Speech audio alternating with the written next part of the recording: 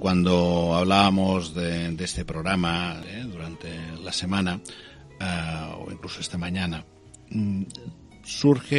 siempre surge una emoción que hasta ahora no ha salido de forma explícita, ¿no? Porque detrás de este sé lo que no quiero, pero me cuesta encontrar lo que sí quiero y me voy manteniendo en lo que ya estoy, pues está claro que si hay alguna emoción es el miedo. El miedo en distinta intensidad y en distintas formas, ¿no?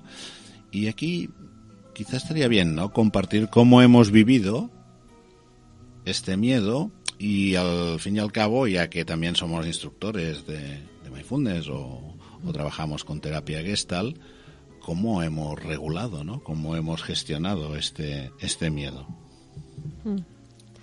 Sí, de hecho, el gran protagonista en todo este proceso, en mi caso, pues era el miedo. Cada vez que yo intentaba hacer un cambio, primero el miedo a lo desconocido, al algo nuevo. Y esto ya incluso antes de hacer el cambio, cuando yo trabajaba en el mundo de la empresa, cuando tenía que hacer algo nuevo, una promoción, me entraba el miedo, ¿no? El miedo a no ser capaz, el miedo. Y luego, el miedo, al final, para mí, llegó a ser el miedo a la supervivencia. Cuando fui empezando a rascar un poco, ¿no? Pero a ver, ¿miedo de qué? ¿Miedo de qué? ¿Miedo de qué? Si me permitís, voy a hacer una anécdota que yo tengo, ¿no? Que ahora ya la tengo superada, pero que cuando yo paré y me fui, que estuve 7 años de viaje, el miedo que me venía me cogió como una paranoia que me iba a convertir en no sé si los oyentes conocéis a las grecas, pero había una pareja de cantantes y de las dos grecas, ahora nos reímos, pero yo tenía miedo, de las dos grecas, una pues tuvo cayó y estaba en las calles que no tenía ni para comer, ¿no? Entonces, bueno, por lo que sé, a mí me venía cada vez que yo decía, bueno, pues cambio de vida, me venía, es que al final acabaré con 60 años como la greca. Y claro, todo el mundo me decía, pero ¿cómo? Pero ¿no te das cuenta que esto es ridículo? Pero claro, el miedo es el miedo, entonces estaba ahí. Sí. Bueno, a mí me parece me pasó muy parecido. Cuando ya hice el tercer cambio y dejé el mundo de la publicidad para formarme como profesora de yoga, que fue lo primero que hice. Primero profesora de yoga, después me hice coach y después instructora de mindfulness. Y todo eso fue una inversión muy grande de dinero, económica, ¿no? Supuso un cambio a nivel de la familia. Mis hijos, pues, ¿no? Económicamente, pues, mucha restricción. Y una imagen que me venía y que me daba mucho miedo era acabar en la calle. Y sabiendo que, a ver, mi familia ha sido un gran apoyo en todo momento, incluso en los cambios, decía, bueno, mi madre me decía, tú encuentra lo que te gusta, ¿no? Encuentra lo que te gusta. O sea, que al final ella mismo entendía, ¿no? Que, bueno, que si no quería ser abogado, pues tenía que encontrar lo que me gustara. Pero dentro había un miedo muy grande a que iba a acabar en la calle. Incluso en una sesión de coaching, la coach me dijo, vale, pues vamos ahora a sentir cómo es estar en la calle.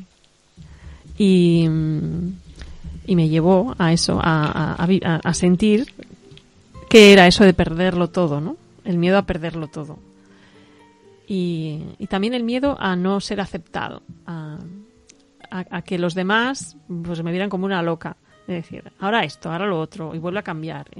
Esta parte también estaba ahí, ¿no? Sí, hay una parte que es el reconocimiento del miedo, y a mí me gustaría avanzar en cómo hemos afrontado, digamos, este miedo. Pero creo que Blanca quería compartir también alguna cosa, ¿verdad, Blanca? Sí, la verdad es que creo que es la primera vez que o a personas que dicen, que hablan tan abiertamente de este miedo, resuena un montón.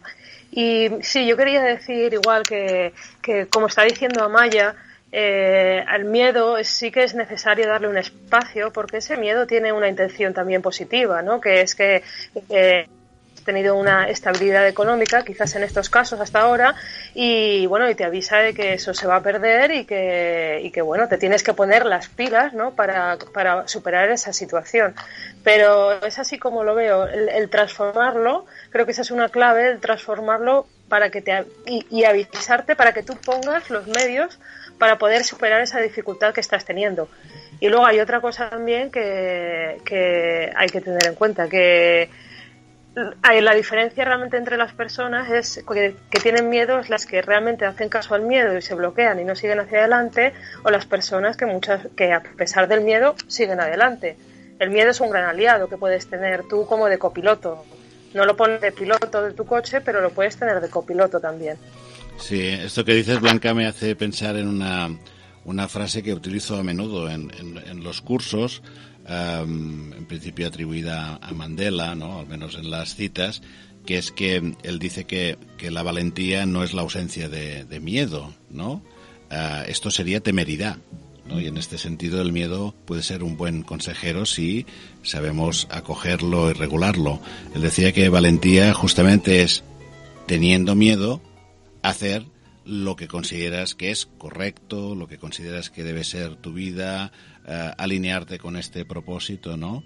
Y de ahí que yo, de una forma atrevida, también entiendo, lanzaba esta pregunta, ¿no? ¿Qué hicimos? Porque el miedo lo hemos sentido todos, en algunos casos, como decía Eva, con ansiedad, en otros yo he de reconocer que en algún momento casi con unas gotas o más de un cierto pánico, ¿no? Por el tema que comentaba Amaya, ¿no? De, bueno, con 4 hijos, en un momento determinado, todavía no había acabado ninguna universidad, venían la hipoteca, lo típico, ¿no?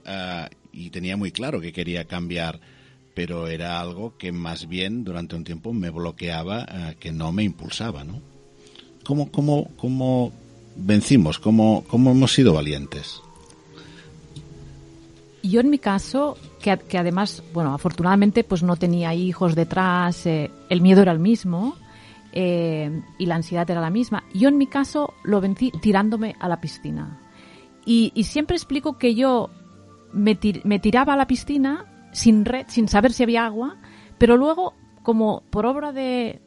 es igual, me venía la red, ¿no? Pero lo fuerte de esto es que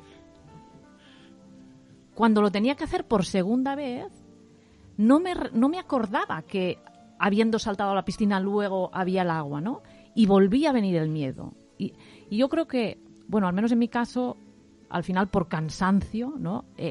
Pues recordando que cuando me había tirado a la piscina, es decir, cuando a mí la gente me preguntaba, qué valiente, que digo, no, valiente nada. El tema está en que llegó un momento que si me escuchaba desde el corazón, ya no podía continuar en ese camino, ¿no? Y tenía que dar un cambio de rumbo. Y si no lo daba, pues entonces pues me caía otra vez, ¿no? Entonces para mí fue tirarme a la piscina y sobre todo la palabra que yo diría es confiar. Escucharme y luego te tiras y dices, bueno, y confiar. Para mí la palabra clave es confiar. Sí, es esto. Bueno, para mí, yo no siento que haya vencido el miedo. O sea, el miedo, quizás lo que he visto es, a lo largo de los años, ha sido un catalizador, o sea, una manera de ver dónde están los obstáculos que tengo delante y como de empezar a escuchar todo eso que también está ahí. Por ejemplo, en mi caso, con mis hijos, a ver, hubo un momento en que con todo lo que estaba, ¿no? En el yoga, la meditación, todo esto, pues yo me hubiera ido igual a vivir a la India, por poner un caso. Es decir, pues rompo todo y me voy. Pues para mí el que mis hijos estuvieran, ¿no? Era como un referente de decir, bueno, ¿y ellos? Entonces ese miedo, en ese caso, escucharlo y acoger ese miedo y ver que, bueno, mis hijos son importantes y yo no voy a decidir aquí, ¿no?, el futuro de ellos por dejarme llevar por algo interno que me está llamando. Entonces, en algunos casos para mí el miedo ha sido eso, como un avisador de decir, hey, vamos a poner en orden también los valores, todo lo que está ahí que te está dando miedo y continuar.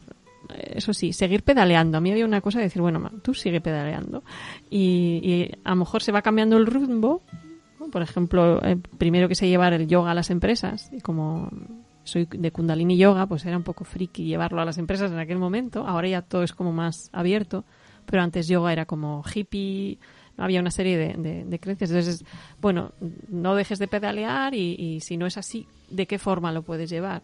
Algo así. O sea, el miedo ha sido, en ese caso, como decía Blanca, un aliado de poder tenerlo presente porque de algo me está avisando, de algo importante, ¿no? Como son pues mis hijos o como son el cómo llevarlo de una manera que la gente lo pueda escuchar, que no sea como, ¿no?, algo así. Claro, pero ahora cuando estabas diciendo esto de los hijos, por ejemplo, claro, yo lo veo no tanto como algo relacionado con el miedo, o en todo caso es gracias al miedo que puedo asumir responsabilidad. Y la responsabilidad y asumir responsabilidad no te garantiza el resultado de lo que vas a hacer, pero yo creo que te asegura la coherencia de que es lo que tú estás decidiendo, por activa o por pasiva, ¿no? Y de alguna manera, pues como apuntabais, tampoco se trata de, ya que es nuestro aliado, pues tampoco se trata de vencer al miedo. Y al final, cuando observas, quizá ves que en todos los cambios lo has tenido al lado y no ha sido un inconveniente el miedo por sí mismo para hacer el cambio. Y yo al menos sí que decir que en cada cambio mi vida se ha enriquecido, lo cual no quiere decir que esté exenta pues de obstáculos o de momentos, como digo yo, cimas y momentos valle, ¿no? Pero vas aprendiendo que tienes los recursos y la capacidad para poder vivir, pues bueno, pues con plenitud cada uno de estos momentos, ¿no? Sí, decían una frase que me ha venido, es eso de que la gota de rocío también tiembla, ¿no?, en ese momento en el que antes de abandonar la hoja cae el vacío, ¿no? Y es conectar con que forma parte del cambio, esa vibración en el momento en que abandonas lo conocido hacia algo que no sabes si habrá agua, ¿no?, como decías tú. Es natural que haya esa vibración. Ahora, ¿por qué ponerle una etiqueta de que es algo que no quiero tener cuando forma parte de ese momento?